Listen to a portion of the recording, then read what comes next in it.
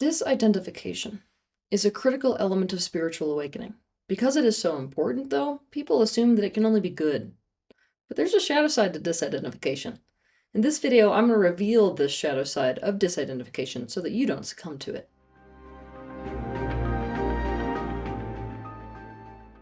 So first, let's talk about what disidentification is. Identity is the condition of being oneself, one separate self. Another word for this is ego. You cannot have a sense of self without also simultaneously having a sense of other. Whenever we associate something with ourself, we identify with it. It becomes part of us. We make it the same as us. This is what attachment really is. It is identification. Before people start down this path of awakening, they are completely identified with their temporal self. The temporal self being this human self that they call by their name. This means that they think they are their body. They are their emotions. They are their thoughts. They are whatever relates to their mortal human self in this one lifetime.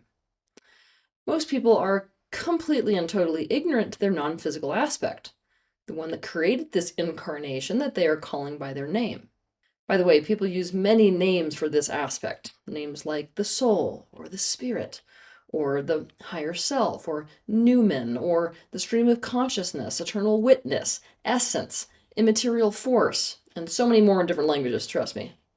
They don't understand that their temporal self is a creation and expression of their non-physical aspect. And so they mistake the temporal self to be the totality of who they are. Really, you could say that a person is two main points of perspective: non-physical and physical, or spiritual and temporal, same thing we're describing.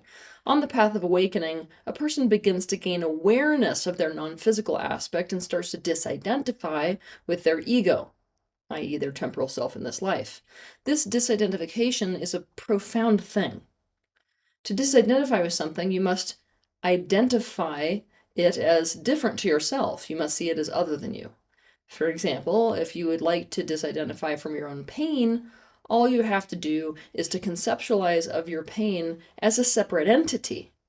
And when you experience pain, observe the pain as if you were watching this separate entity reacting. In this way, you do not take the pain personally. When you disidentify, you become able to see things much more objectively. So let's look at some other benefits of disidentification. Okay, it's like disidentification allows you to be more aware of the non-physical elements at play in any given situation. It makes it so that you are the observer of your own thoughts. It makes it easy to change beliefs. It tends to make you less emotionally reactive. It allows you to not resist the ever-changing conditions of your physical body. It allows you to change roles and be more flexible as a being. It causes you to be able to let go of what no longer serves you, to change and adapt what does serve you. It helps you to let go of the past and be far more present in the here and now. This is just the tip of the iceberg. There are many more benefits to disidentification. Because of what it is, it makes people feel better. And because of this, disidentification can be used as a coping mechanism and drag us deep into the shadow expression of disidentification. When people are in enough pain, sometimes they detach from their emotions altogether. This is sometimes called emotional blunting. And sometimes when people are in enough physical pain, they disconnect from their body. This is often called dissociation. This is to intentionally create a separation between our consciousness and the thing that is in pain, so that we don't experience that pain. If we understand this concept in general, we can now move to an understanding of the shadow side of disidentification. So what is it? It's when we identify the problem that is causing us pain as being our temporal human self, and so we choose to separate ourselves from it so as to get away from it. It's a radical self-disownership. Basically, our temporal human self is in pain and we don't want to experience that pain anymore, and so we disconnect from it and detach from it and disidentify with it and no longer consider it to be a part of us. This is the most extreme form of self-abandonment that a person can exact upon themselves. They no longer see the aspect of their ego or temporal form as theirs, any of what's associated with that aspect. And as a result, They remain disconnected from those things, deny them, refuse to acknowledge them, renounce them, minimize them, and see them as totally invalid to them. No greater cruelty can be exacted upon your temporal self. And as if this isn't bad enough, the doing so is so often justified with spiritual beliefs and even spiritual truths. Things like, the purpose of life is to transcend the illusion of the physical plane, or the body is simply a vessel for the divine, or you are not your body and you are not your mind, or strong emotion only arises as a result of attachment to that which is not you. Okay, literally, I could be here forever giving you these types of beliefs and even truths. The shadow side of disidentification is a deep state of resistance because the entire process is done out of resistance to the self, resistance to the ego, resistance to the temporal form. This coping mechanism of disidentification is absolutely rampant in the religious and spiritual communities because the focus of these communities is the non-temporal. And so many people within these communities are using religion and spiritual practices, we should say, for pain relief. And because it's working for them to feel less pain using this coping mechanism, they're all encouraging each other to do so and presenting each other with beliefs that support the idea that you should do so. So, just to get this straight, these communities in the religious and spiritual world support this coping mechanism in the same way that bars support the use of alcohol as a coping mechanism. The absolute tragedy about this is that people who are effectively using disidentification as a coping mechanism to blunt their conscious experience of their temporal self are often considered by others to be the most awakened and enlightened of them all. They are considered to be transcendent and above it all. So that you understand this better, I'm going to give you an example. Isan grew up in rural India. He was very, very smart from the get-go, and because of this, let's face it, he wasn't very happy, right? He couldn't simply accept and believe anything that he was fed without experiencing it for himself. He was fairly non-compliant. His father would consistently berate him, and his mother was just oh so manipulative to try to get Isan to do whatever she wanted him to do for her sake. She was especially prone to victim control drama. His grandfather, who he was really, really close to, his only safe attachment figure, died when he was 7, and as a result, the family had to move to a major city where he was put in school for the very first time, which for Isan was an absolute jail. Okay, so let's fast forward. Isan ended up in more and more and more pain until he became suicidal, and one day in his early 20s, he wandered into a Ganesha temple and immediately felt relief. Because of this, he became really interested in studying about spiritual philosophy. As he did this, he met many gurus. Now, Isan had a very important epiphany one day. This epiphany was that there were two parts of himself. The part of himself that was miserable, that he couldn't live with anymore, and the part of him that was watching or able to observe that part. He came to the conclusion that the one that was watching was his real self, his soul. The Isan that existed before this life and that will exist after. And he came to the conclusion that the other part was his ego, not his real self. Now, this realization caused this major internal shift whereby he drastically identified with his non-physical aspect and drastically disidentified from his temporal self, his unhappy self. He no longer saw any of his temporal self that he calls by the name Isan as him or as his.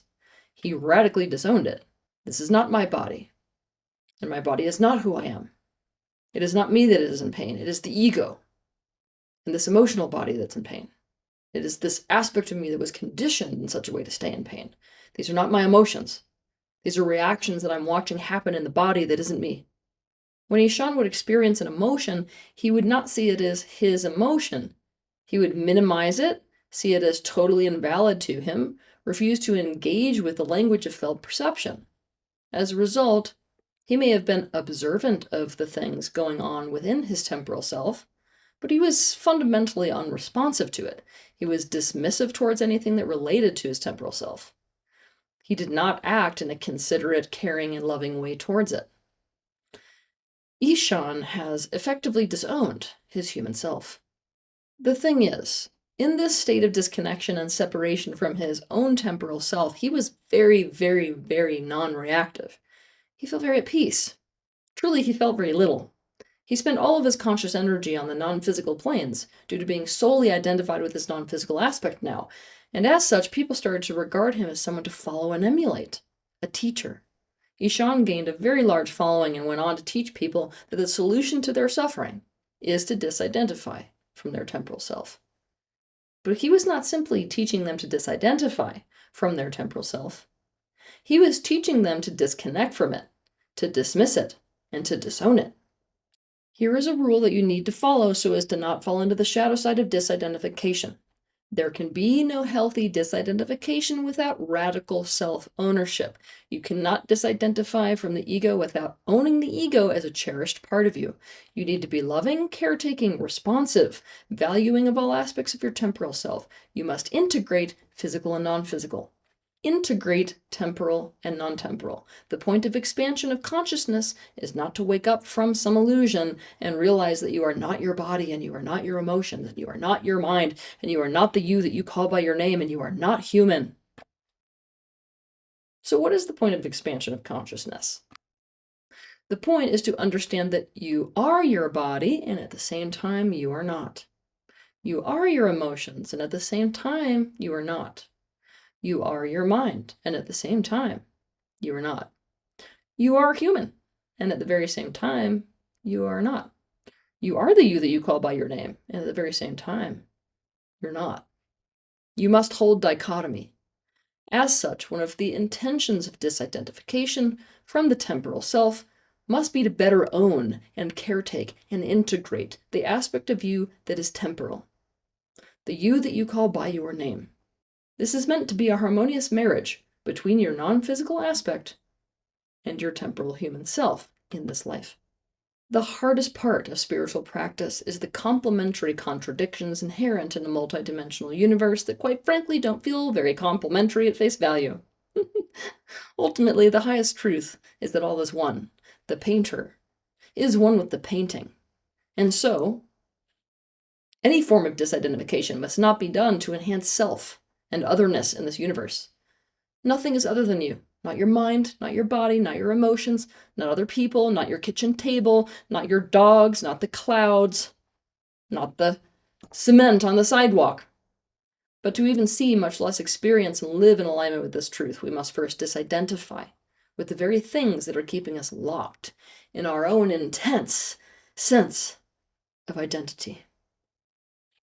Have a good week.